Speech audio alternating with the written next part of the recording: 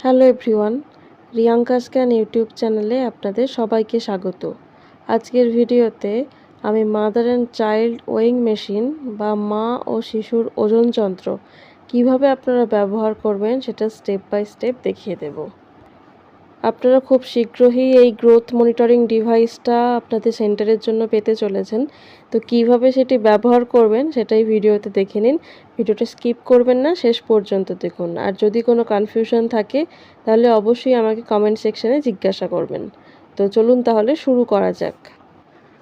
Box থেকে মেশিনটি প্রথমে বের করার পরে মেশিনের ব্যাক সাইডে থাকা পাতলা প্লাস্টিকের এই সরু টুকরোটি আপনারা খুব আস্তে আস্তে টেনে বের করে দিন। যদি মেশিনটি আনবক্সিং করার পরে আপনার মেশিনের ব্যাক সাইডে আপনি এরকম কোনো পাতলা প্লাস্টিকের টুকরো দেখতে না পান, তাহলে সেক্ষেত্রে ধরে নিতে হবে যে মেশিনটি অলরেডি টেস্ট করা হয়ে গেছে। তাই অফিস ছাড়ার আগে একবার কনফার্ম করে নিন যে ওই মেশিনটি টেস্টেড ওকে কিনা।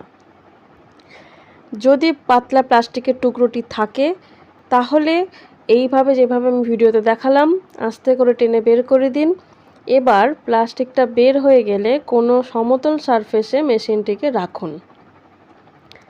একটা জিনিস মাথায় রাখতে হবে যে মেশিনটি সমতল সারফেসে রাখতে হবে। কোনো আন্ডুলেটিং সারফেসে রাখলে রিডিং কিন্তু ভুল আসতে পারে। এবার মা ও শিশুর পরিবর্তে দুখানা রেজিস্টার নিয়ে আমি খুব ক্লোজ ভিউতে আপনাদেরকে দেখিয়ে দিচ্ছি কিভাবে এই ওজন মেশিন ব্যবহার করে আপনারা ওজনটা নেবেন, আর কখন কোন সুইচগুলো প্রেস করতে হবে, কখন স্ক্রিনের কোন ইন্ডিকেশনটা দেখতে হবে সেগুলো ভালো করে দেখে নিন। প্রথমে লাল রঙের রেজিস্টারটা আমি চাপালাম। 2-3 সেকেন্ডের মধ্যে স্ক্রিনে হাই লেখাটা দেখতে পাচ্ছি এবং রেজিস্টারটা নামিয়ে রাখলাম। রেজিস্টারটা নামিয়ে রাখার কারণ হচ্ছে এই মেশিনটা হচ্ছে অটোমেটিক মেশিন বা স্বয়ংক্রিয় যন্ত্র। এই মেশিনটি অন বা অফ করার জন্য কোনো আলাদা করে কোনো বাটন নেই বা কি নেই। তো সেই জন্য যখন মেশিনটা আপনারা ব্যবহার করবেন তার আগে মেশিনটা একবার দাঁড়িয়ে আবার নেমে পড়তে হবে। আমি এখানে রেজিস্টার নিয়ে কাজ করছি বলে প্রথমে রেজিস্টারটাকে চাপালাম এবং তারপরে আবার রেজিস্টারটাকে নামিয়ে নিলাম। এটা জাস্ট 2-3 সেকেন্ডের ব্যাপার, মানে কয়েক মুহূর্ত আপনি রেজিস্টারটাকে রাখতে দেখলেন আমাকে এবং তারপর আমি নামিয়ে নিলাম। এবার স্ক্রিনে 0 লেখাটা দেখাচ্ছে, তার মানে কি এবার ওজন নেওয়ার সময়। আমি রেজিস্টারটাকে চাপিয়ে দিলাম। দেখুন ওজনটা 3.2 তারপর 1.5 দেখিয়ে স্টেবল হয়ে গেল। এবার হোল্ড লাইটটাও জ্বলে উঠল। এই হোল্ড লাইটটা জ্বলে উঠল এর মানেই হচ্ছে এই ওজনটা কনফার্ম। এবার ওই হোল্ড লাইট জ্বলার পরে কয়েক সেকেন্ড ওয়েট করব, তারপরে টিআর কিটা প্রেস করতে হবে। এই টিআর কি প্রেস করার পর 0 হবে। 0 হলো। এবার আমি আরেকটি রেজিস্টার চাপাচ্ছি। নীল রঙের রেজিস্টারটা দেখতে পাচ্ছেন।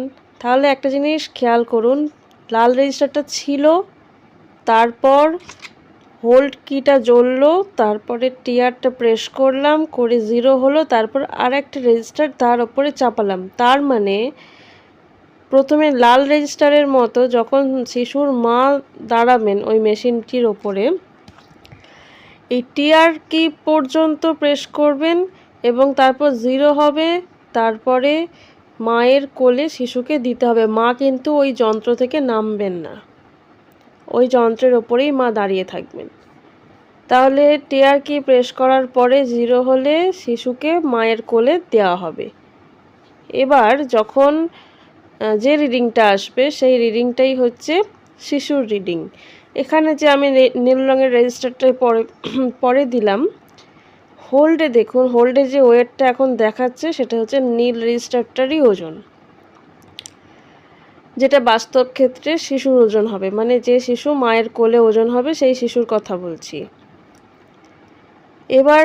এবার ওজন নেওয়া হয়ে গেল, মানে নীল রেজিস্টারের ওজনটা দেখে নিলাম, শিশুর ওজনটা দেখে নিলাম। এবার মা ও শিশুকে ওজন মেশিন থেকে নামতে বলা হবে, মানে বলতে হবে। আমি এখানে রেজিস্টারগুলো সরিয়ে দিচ্ছি। দেখুন এবার স্ক্রিনে এরকম 4টে হাইফেনের মতো একটা রেখা এসছে। এই রেখাটি আসার পর টিআর কিটা প্রেস করতে হবে। টিআর কিটা প্রেস করলেই এবার 0 হয়ে গেল। মানে 0 হয়ে গেল মানে এটা পরবর্তী ওজন নেওয়ার জন্য আবার রেডি হয়ে গেল।